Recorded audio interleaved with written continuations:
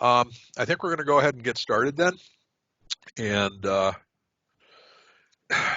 so, first of all, thank you everybody for joining us in what amounts Unknown participant is now joining.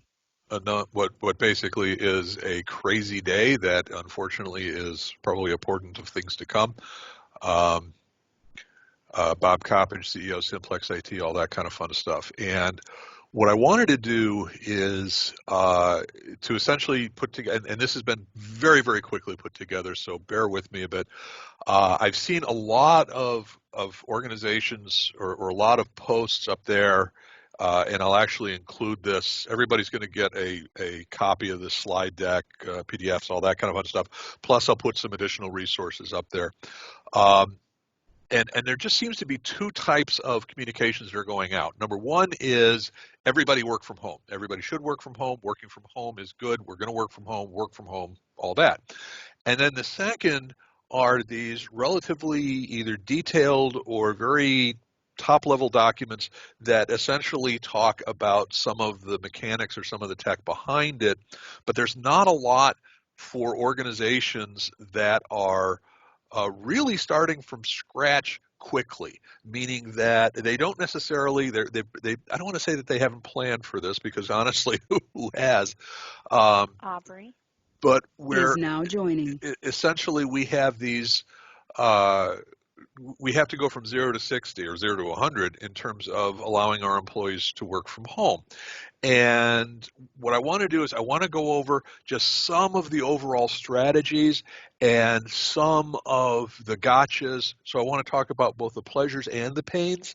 And this is going to be a high 30,000 foot view.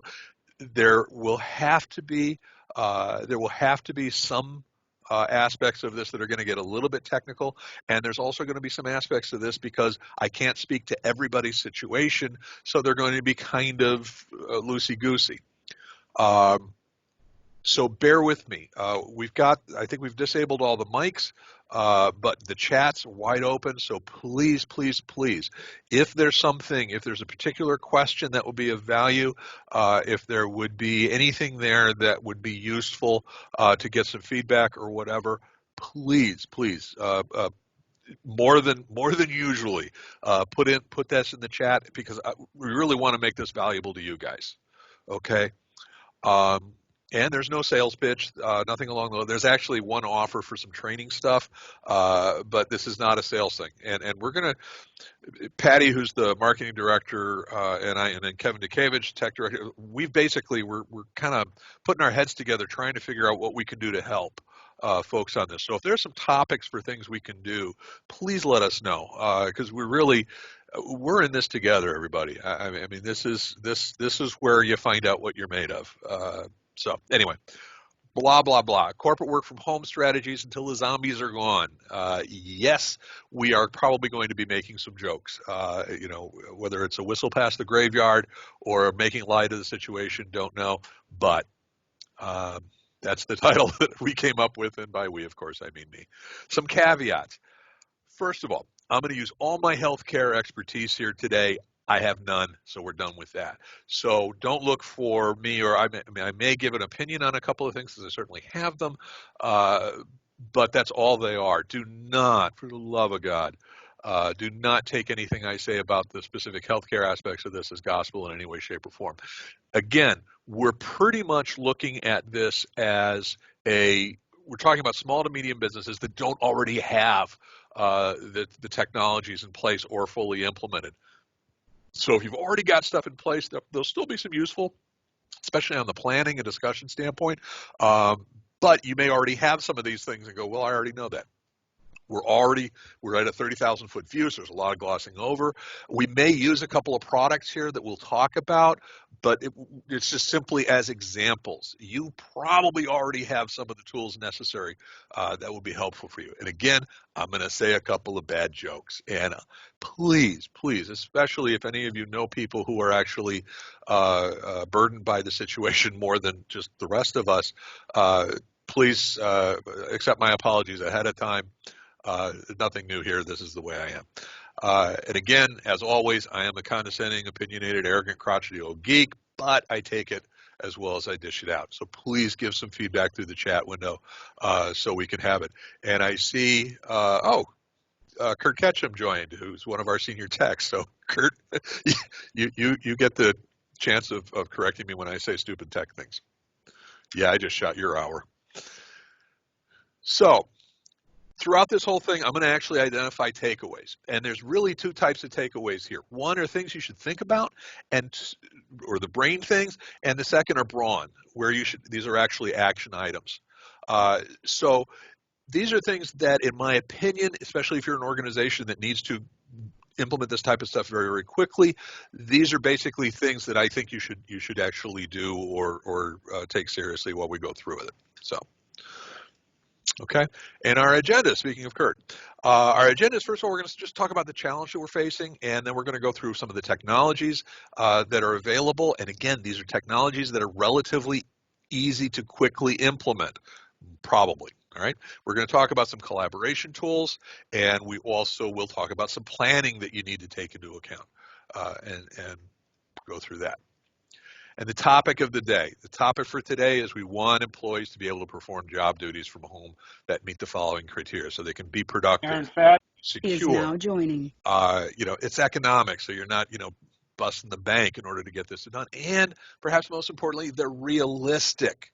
We can't simply say our organization is going to be just as effective, just as productive with everybody working from home tomorrow as they are today. It isn't realistic, and we have to make sure that we manage those expectations as much as is realistically possible.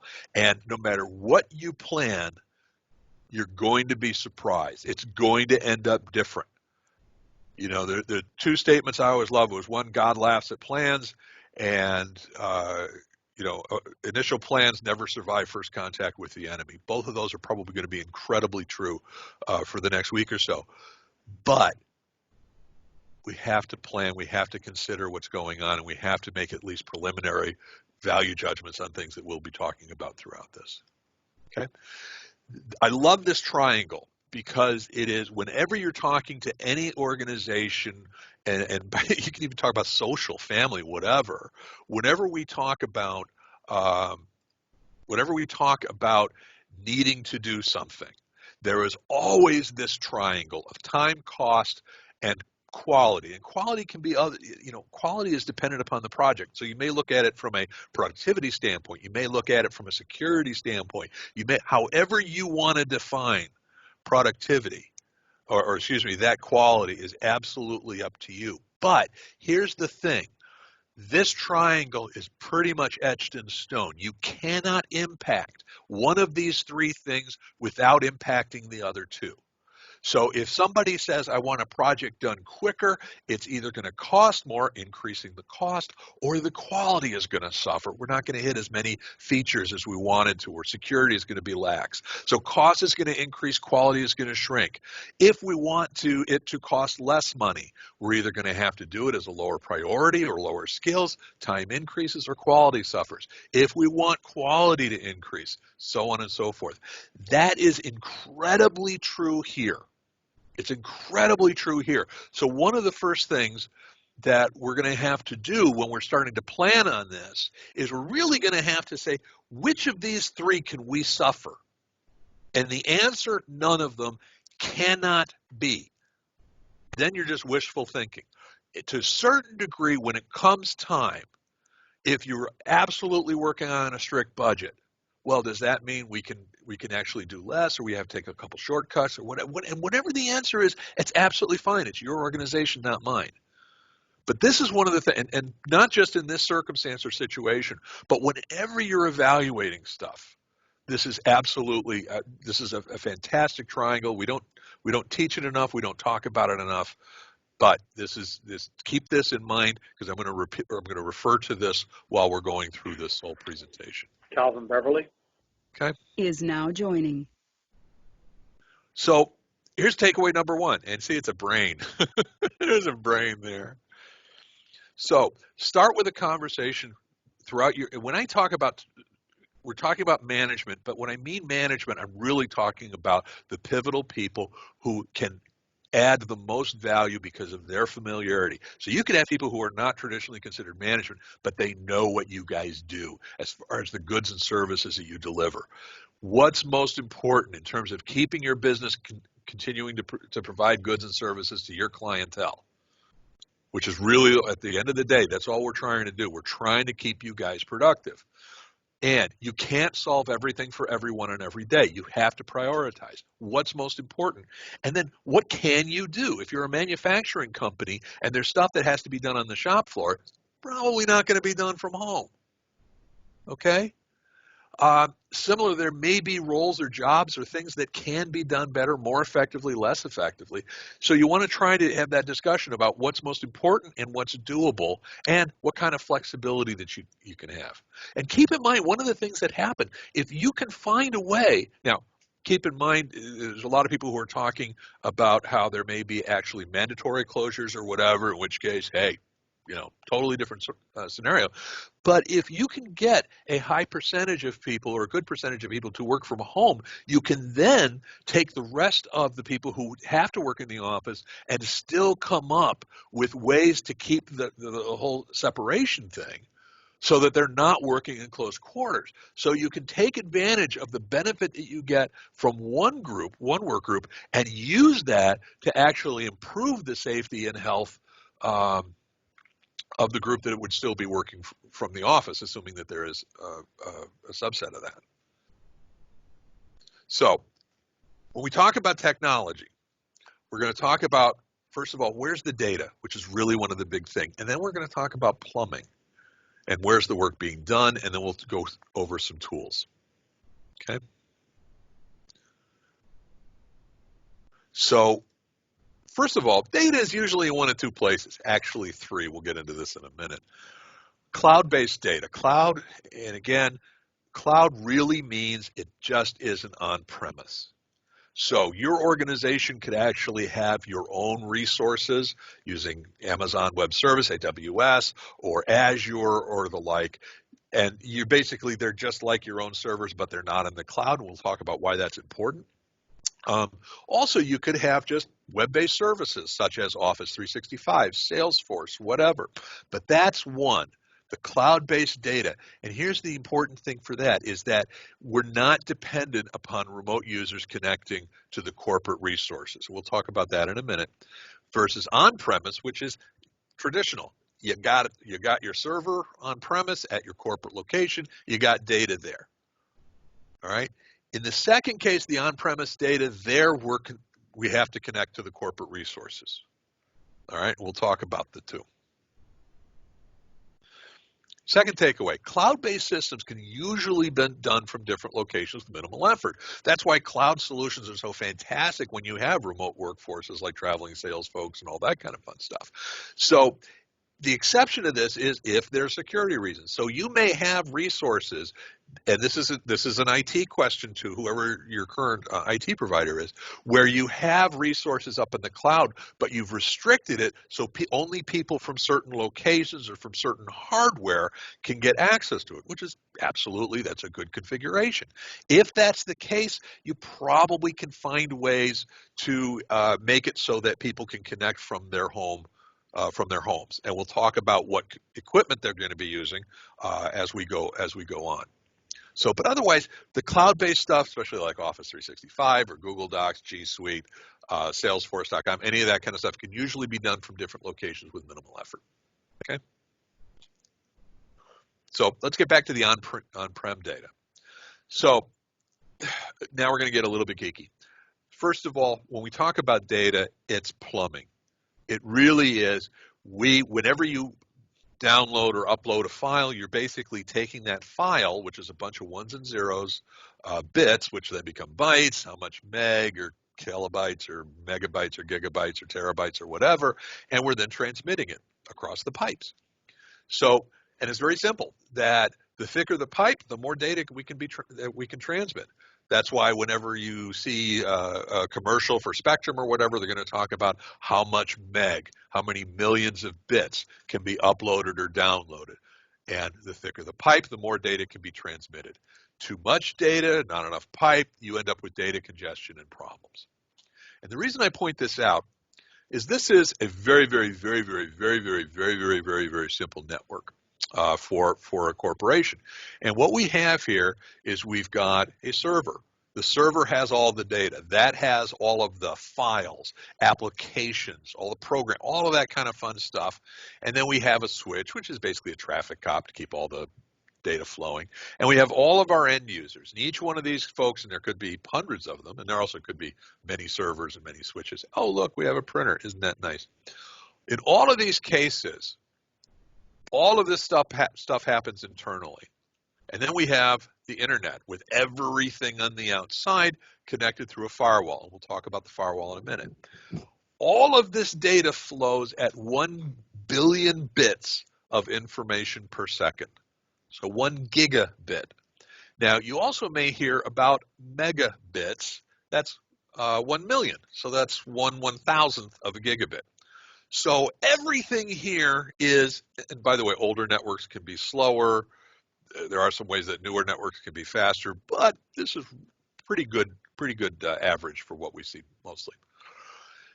In this particular case, everybody is transmitting at 1 billion bits, 1 billion bits per second. Okay, so plumbing. However, the firewall connects to the internet. Now, the internet connection that's where we get through our ISP, which can be Spectrum, it can be AT&T, it can be whatever. And usually, the internet connection is significantly slower, and it's usually only one connection. So you may have a 10 megabit, 10 million bits per second upload and download. And by the way, the numbers vary all over the place, but it's usually under 20, 20 megabits per second. And everybody that's connecting to or from the internet is using that same single pipe. Okay? So we're going to have some congestion if we try to do the same type of data traffic that we do on premise internally. Unknown participant is now exiting. Okay?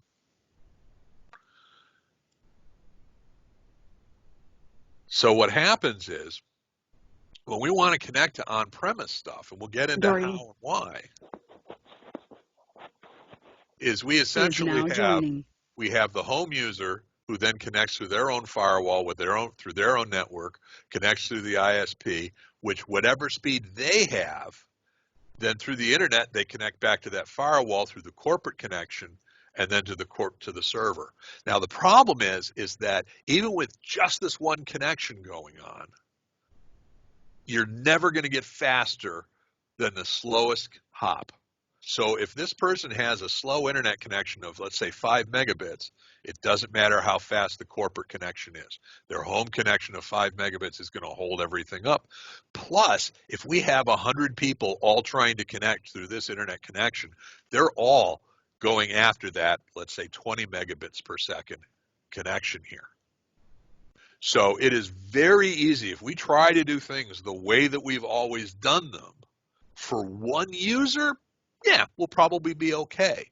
But as soon as we have more and more users, it becomes harder and harder to even have a reasonable, and this is especially true if on the home computer we're trying to run programs that actually tries to communicate back and forth with the server. So if there's actually an application that's running, let's say something simple like QuickBooks, that's going to be is now exiting. Okay. So, and you had the question of Office 365. Absolutely. In the case of Office 365, that's the cloud. So in the case of Office 365, that essentially all of the Office 365 data, which is not just email, it also would be OneDrive for Business, it would be SharePoint Online, it would be Teams. All of that data is both in the cloud and then on each person's individual device, whether it be computer, phones, or anything. So absolutely, if we're talking about cloud-based data, then this issue of the plumbing is nowhere near as important, except for the fact that they still have to be worried about their home network. So cool, thanks for asking.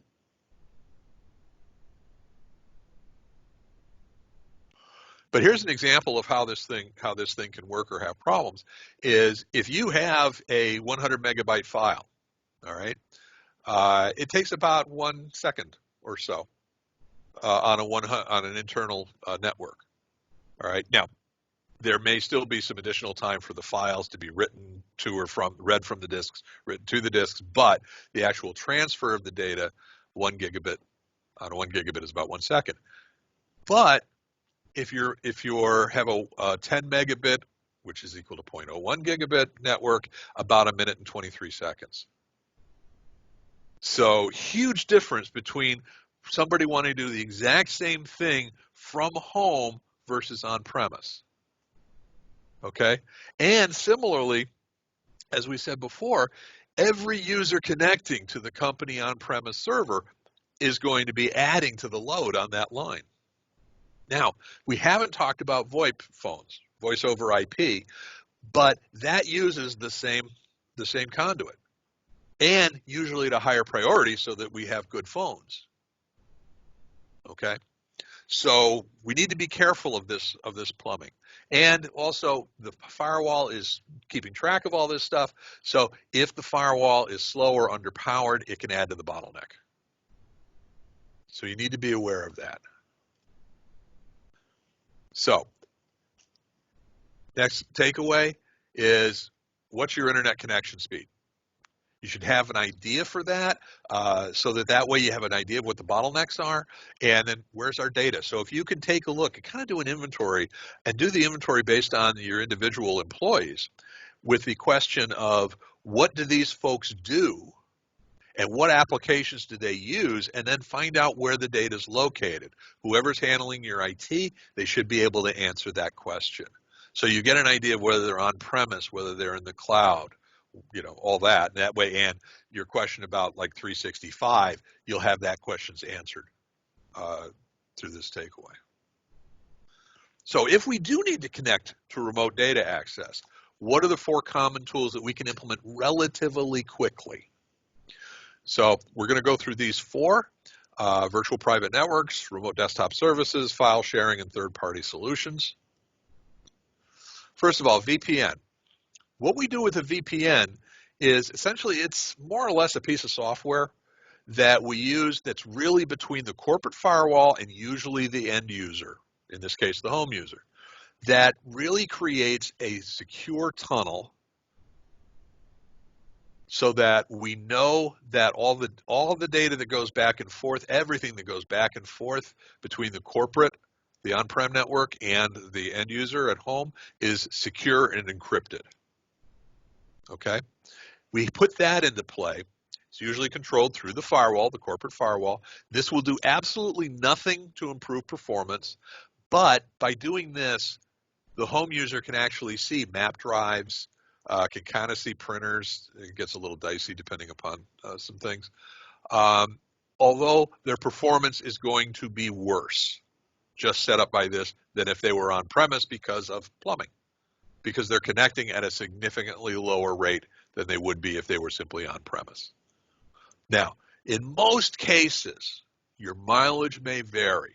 In most cases, modern firewalls come with a VPN function.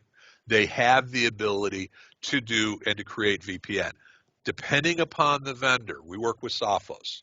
And in case of Sophos, Sophos gives you unlimited users in terms of licensing. Cisco, not so much. I think SonicWall, not so much. But you can basically set up the users and you can add additional licenses. But you basically would have people log on to the VPN using the VPN client, and then they have the connection. Okay? So if people have crappy internet at home, can't VPN be flaky and not stay connected sometimes? And absolutely right. And really, the bottom line is if they have, this gets back to the whole, when I was saying, what's the worst connection? Whatever the worst connection is, that's the best connection you're going to have. So if people have a crappy connection, whether it be from home or they're at a Starbucks, if they were open, wherever they're at, if they have a crappy connection, they're going to have a crappy experience with this. So absolutely. And that's why I say down at the bottom, performance is dependent upon the plumbing, and the quality of the plumbing, the worse it is, the worse it'll be.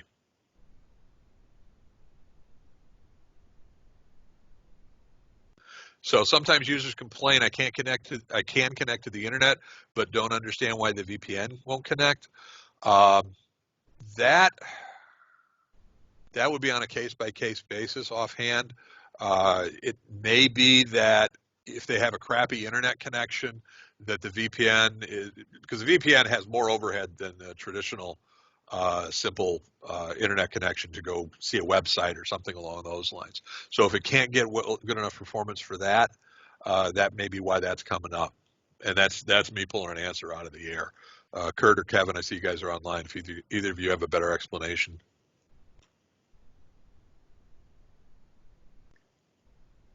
Okay. Just to be clear, Kevin Dukevich, who's the tech director, I think he just agreed with me. Yes! Doesn't happen often, folks.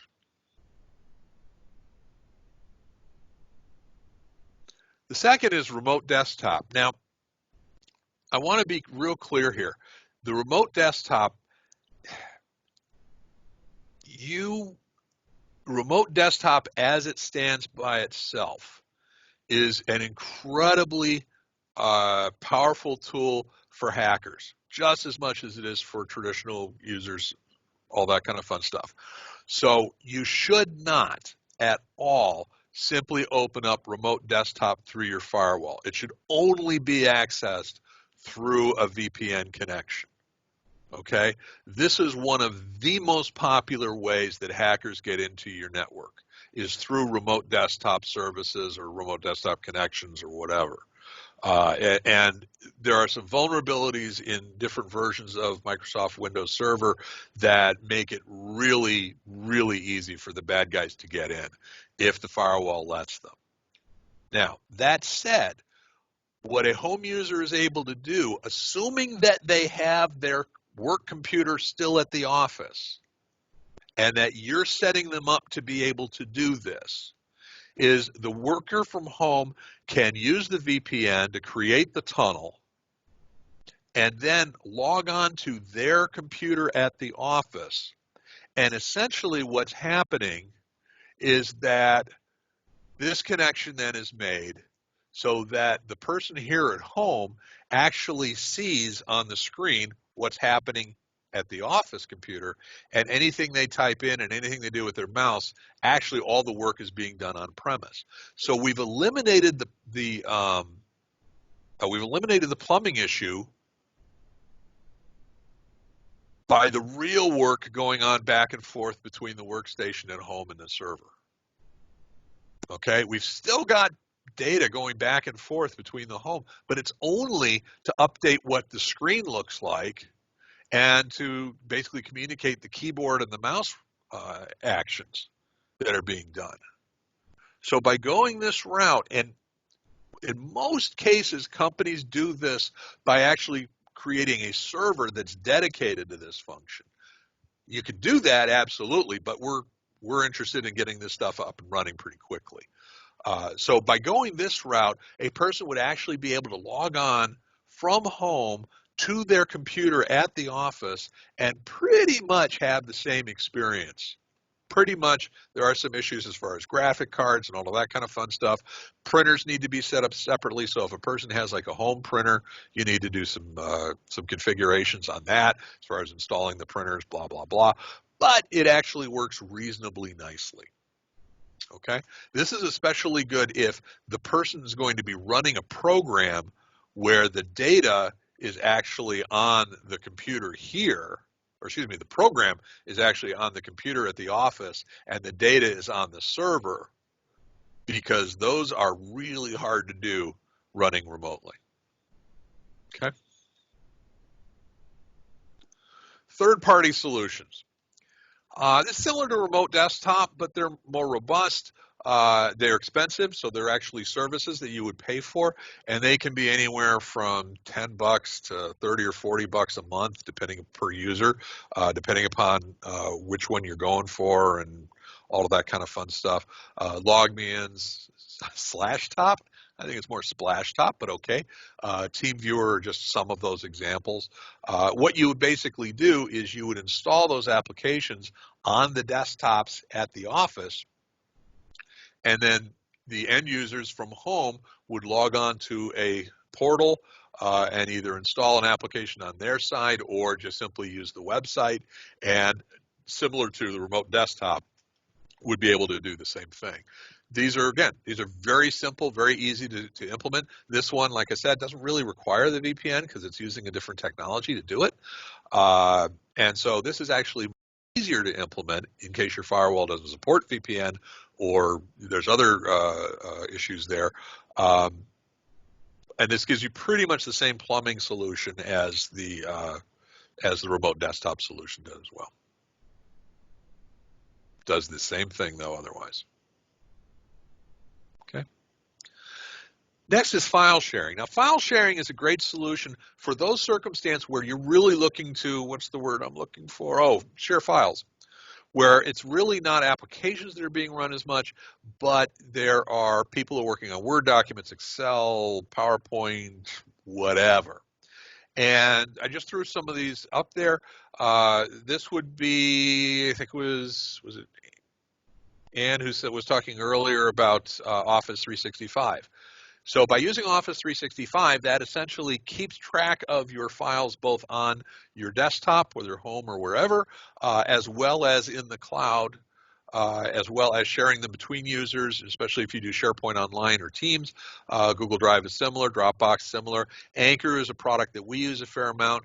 That has a much higher level of granularity and better centralized control.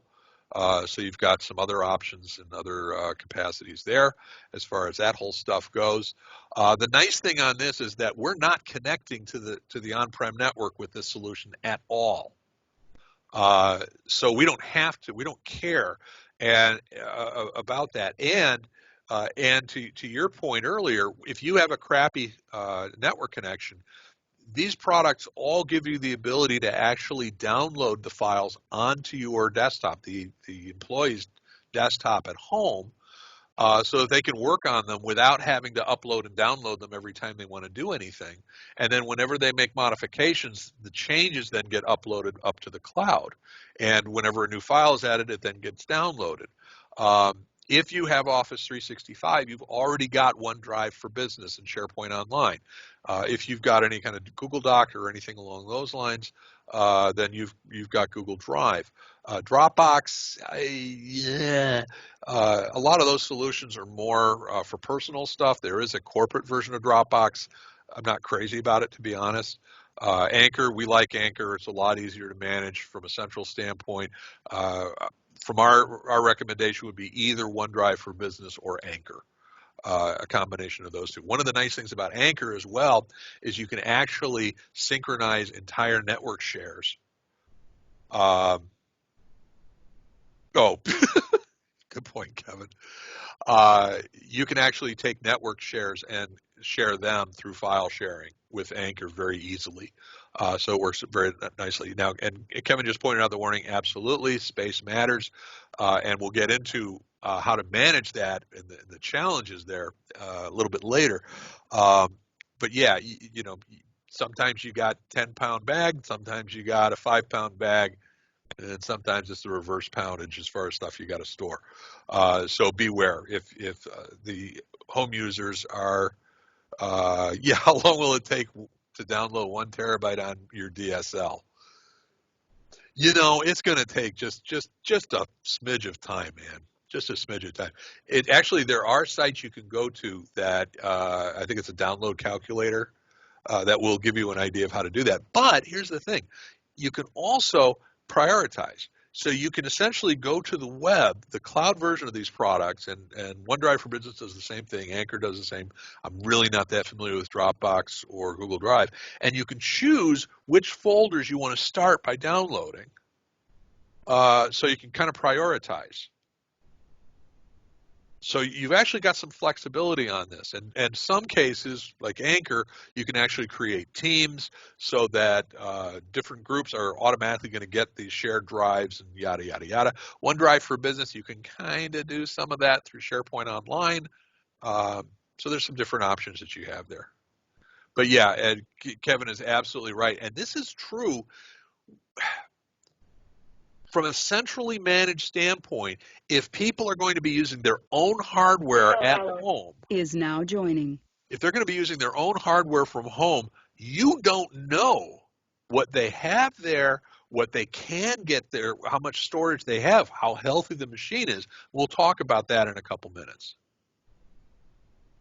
So,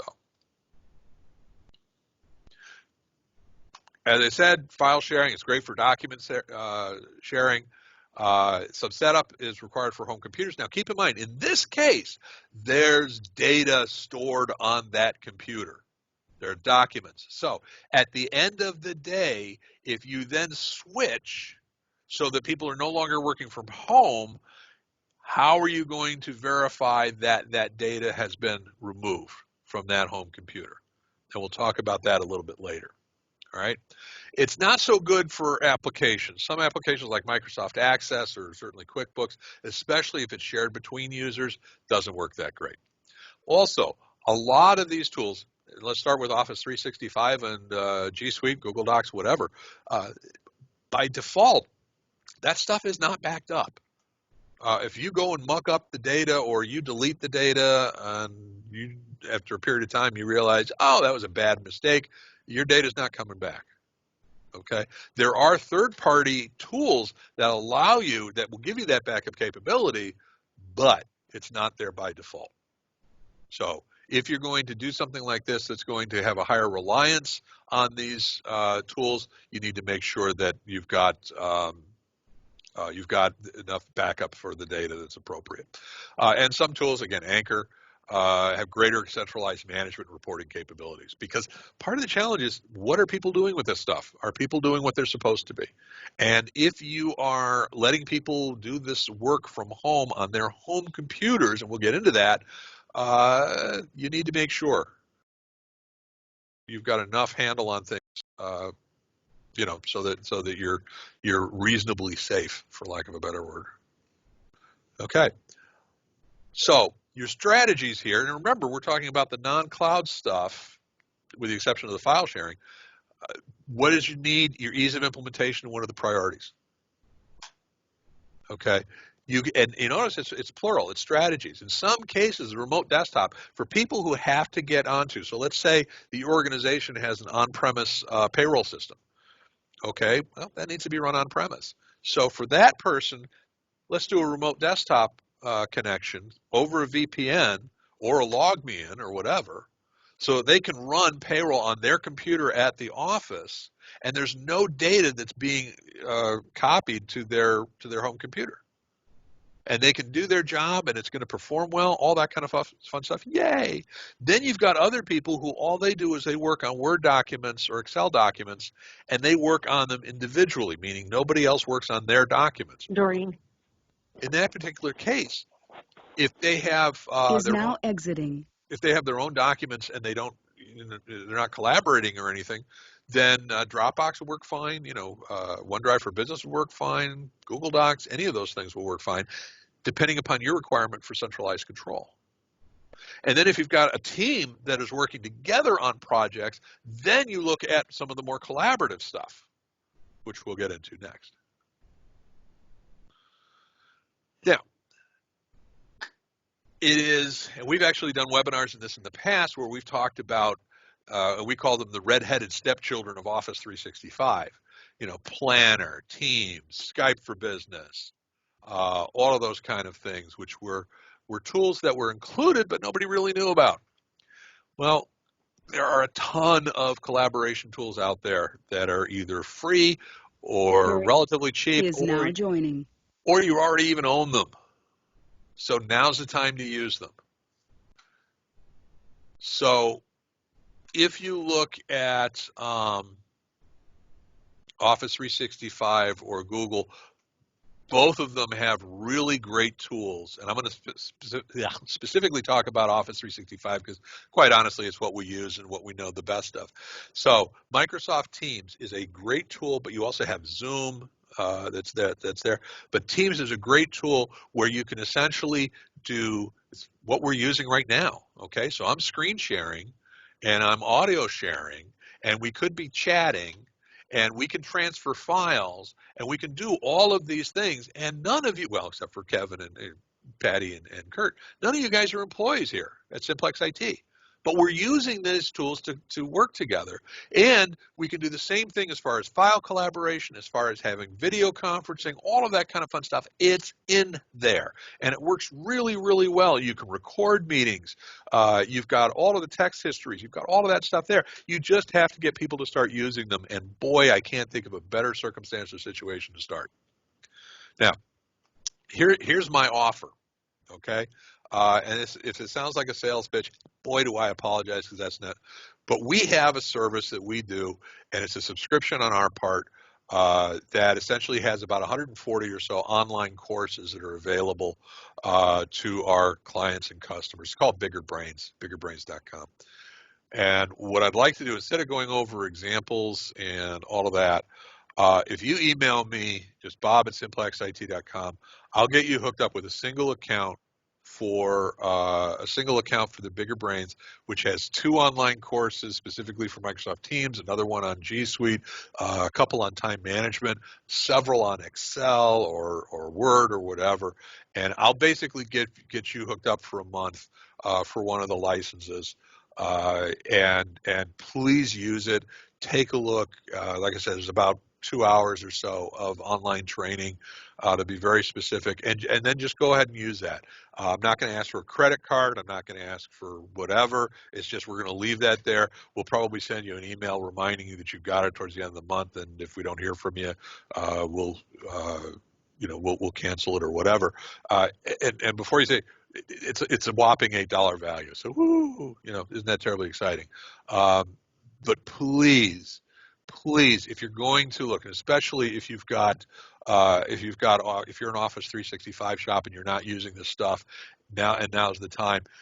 Just by taking the couple of Teams courses, this is going to save you a ton of time for seeing how effectively this thing works. And we're not gonna try to sell you anything after this. This is the only thing we're gonna do is we'll set you up for this. So that's my offer as far as this goes, because Teams is a fantastic collaboration tool. It really is, but only if people use it. It is very easy for you to hook up 2 or 3 people online because they're available and say, hey, do you have a minute? Let me show you this document. And then both of you look at the document simultaneously. I think, yeah, Larry, thank you. I think it's getbiggerbrains.com. Yeah, I mean, we get it. So we, pardon my French, resell it as part of our services to clients. For the couple of MSPs who are online here, by the way, this is a really neat service. And is there a limited number of Teams participants in one session? Yes, there is. It's a couple hundred. But if I remember correctly, Teams has another version of their meetings that actually has a much higher threshold, but they don't have all of the features or functions. It would be more of a go-to-meeting type thing. Okay, so you've got, but I think it's a couple hundred, if I remember correctly. And if I'm wrong, we never had this conversation. So, but in any case, please take advantage of this, especially if you're looking at an organization where you really want to try to create some collaboration. And this is really, it's a neat tool. I mean, we use it. We have teams set up for our technical, for our senior tech, for our management, for our marketing, for our sales and marketing, for overall. We do a lot of where we do lunch and learns, or I honestly don't know why. I seem to buy lunch for everybody often here, and that's how they gather their lunch orders, is by putting out, hey, here's what we're getting for lunch, who wants what, blah, blah, blah. So as silly as that is, that saves us a ton of time. And with folks working from home and all that, it just gets more and more critical to have some measure, some method of communicating. So seriously, take a look at that. Okay, now we're going to move on. Now, and we've got about 13 minutes, so we're going to kind of go through these. And I want to talk about basically the planning. And this is one where we have to be careful. And first of all, value. What is the value for people working from home? And what I mean by that is, from the traditional sense, value for an organization was they either increased revenue, decreased cost, maintain or improve infrastructure. And by the way, increased revenue can be different if you've got, for example, a government agency or a nonprofit agency. That increased revenue is really the delivery of the service, however you want to define that. So what are the things that we're asking our employees to do that's going to do these three things? And we need to make sure that it's really going to do these three things. We don't want to just do lip service. And we also don't want to do it in such a way that it isn't going to be useful down the road. Yeah, you did this, but the accuracy was low, or it didn't get done this way, or whatever. So we need to kind of have an Occam's razor or a test when we talk about who's going to be doing what from home, that is going to say, yes, they'll be able to do these things, and this is the improvement that's going to be given to the organization by them doing this. Michelle Hallow is now exiting. Okay. The second I want to talk about is security, especially BYOD. So when we talk about people accessing company resources or corporate resources from home, first of all, you have the very simple question of, well, whose equipment is it? And if they are using corporate equipment, okay, then you get to manage it, you get to monitor it, and you get to do whatever you want to it in order to make sure that it's being used for the appropriate purposes, and to make sure it has the right level of security, it has the right, all of that kind of fun stuff. So you've got, great. Then it's just a question of, like any other corporate resources, being managed and monitored appropriately. If not, then what?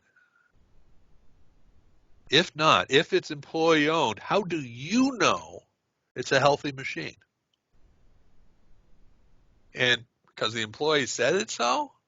If the employee said, because I added this software, if the employee said whatever, theoretically, you're not relying on your employees to tell you how healthy their corporate owned machines are.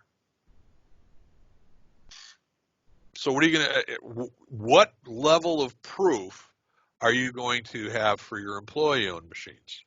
Now, the obvious solution is get corporate-owned machines. That way, that is the simplest thing. Remember the triangle where I talked about dollars, and time, and quality? This is a great example of that, because it's real easy to use employee-owned machines because they're already there. Cost less, but the quality in terms of the risk is higher. Okay, then let's add corporate-owned machines. Okay, the quality just increased, but the cost got higher and the time may have gotten higher as well. Okay, so let's make sure that those home computers are secure. Okay, if you're going to do that, are you going to be adding antivirus? Are you going to add your monitoring tools? Do you really want to see what's on those machines? And there's a certain level of, if you break it, you bought it. So if anything you do causes problems with the home computers, will there be issues? Now, I'm not trying to answer this question for you because I can't. You have to talk with your IT support. And again, we're happy to have this conversation with your client or not. And we won't do a sales pitch if you're not a client. All right? But you need to have this kind of conversation with management, with stakeholders, so you understand the risk and or costs that you're going to have. Because it's a slippery slope of support if you go to somebody's, basically a home computer, and say, all we want to do is add this VPN client. Oh, and this monitoring tool. Oh, and this antivirus. Oh, and we're going to do a whole bunch of patching. Now, if anything bad happens with the computer whatsoever, you own it to a certain degree.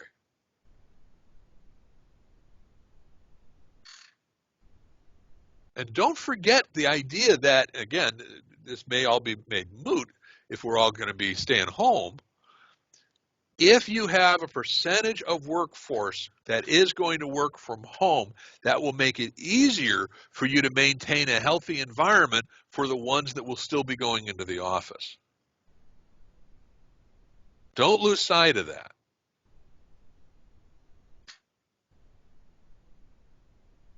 So performance measurement. What are your KPIs, key performance indicators? How are you going to measure the performance and the success of this program?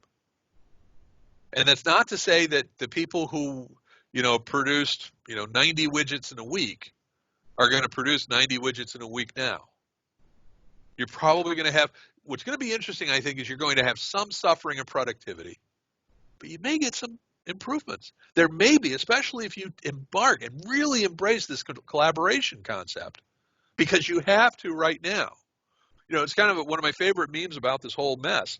Was that I guess we'll finally find out which meetings could have been done with an email.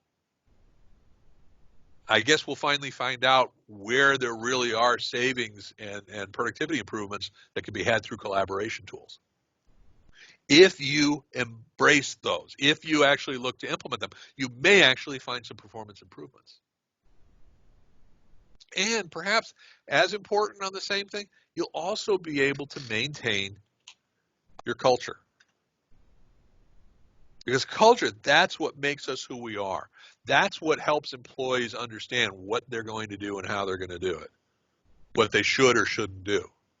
And it also keeps people having that sense of belonging, that sense that they're part of something bigger than themselves, hopefully in a positive way. And through collaboration tools and all of that kind of fun stuff and other methods, you maintain and improve that. And I'll tell you, employees, a lot of them are scared right now. They're scared as far as what's going to happen with their job. They're scared what's going to happen as far as their family goes. They're scared as far as what's going to happen in terms of, elderly relatives. And to take the positive aspects of our cultures, to use these tools, to use these collaboration tools to help really reinforce, hey, you're not alone. Hey, we're in this together. We're looking for ways to improve this. We want to help. As good corporate citizens, what better things can we do? I almost sounded nice there. That's weird. Almost. Business continuity. One thing we really didn't talk about too much was if someone does work on the computer that's the home computer that isn't backed up. So we talked about it, they could do work on the home computer if they were doing file sharing, and file sharing does synchronize up to the cloud and all that kind of fun stuff. But however we do it, are we sure that work done at home is properly backed up? That kind of gets back into some of the BYOD stuff, because if we're not able to monitor those machines, we don't necessarily know the answer to that question. And getting back to the triangle, that may be a risk we're willing to take. It may not be, but it's something we need to talk about. Suppliers, vendors, customers, all the other stakeholders. You basically have five stakeholders in an organization. No, I'm sorry, four. Suppliers and vendors, they're the same. Bob's smart today. Then you've got your customers, that's number 2. Then you've got the employees, number 3, and then owners, number 4. Those are the 4 stakeholders in any organization. Again, the terms may be a little bit different for government, nonprofit, or the like, whatever. But here's my question. How are the other ones doing? And what I mean by that, and this is a conversation that we're having now on our side of the fence, is how are our clients doing? That's one of the reasons why we're doing this. And we're going to be doing something more specific to our clients in the next week or so. What problems or issues are they having, and what can we do to help? And keep in mind, I don't care what organization you are, unless you're selling masks or the hand sanitizers, you're going to have problems. There's going to be challenges over the next few months. And anything you can do that basically says, how can we help? Honestly, aside from just being the nice guy, it also gives you a chance to improve the standings with your other stakeholders, which is always, always, always a good thing to do. So what are better ways that are there things that they're doing as far as their work at home programs that you can help them with, or you need to be aware of, because it changes the nature of the relationship between you and their organization? Everybody's in this. Everybody's having issues. If your client is now they're working from home, does that change the delivery of your goods and services?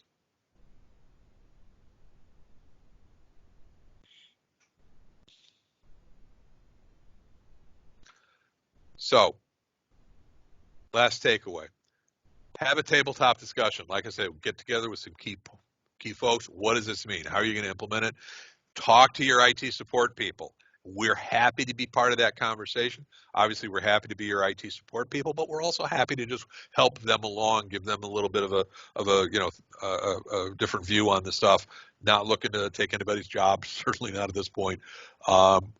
Be creative, be realistic. It's a combination of those two. And remember the triangle. The triangle is such a great tool, such a great tool. And we'll also, like I said, we're going to be putting this. I'll take these slides together and I'll put together some resources. CompTIA just put out some good stuff. There's some good stuff over on Reddit. Some of it is more aimed at IT folks. Some of it is more aimed at the business side, but we'll include those resources as well. We're still gathering some of that stuff together, and we'll be emailing that out to everybody along with the YouTube once we've got that put together. So. And if you don't mind, we would love some feedback. And please, if there's any topics that any of you feel would be useful for us to cover in kind of a similar way, let us know. And if let us know if you found this useful or if there's stuff we should have covered, all that kind of fun. Because like I said, we kind of threw this together last minute, and I hope it was useful. And if anybody has any questions, go ahead and put them in. And otherwise, we will see you all hopefully healthy and happy, and hopefully sooner rather than later. All right, folks. Thanks.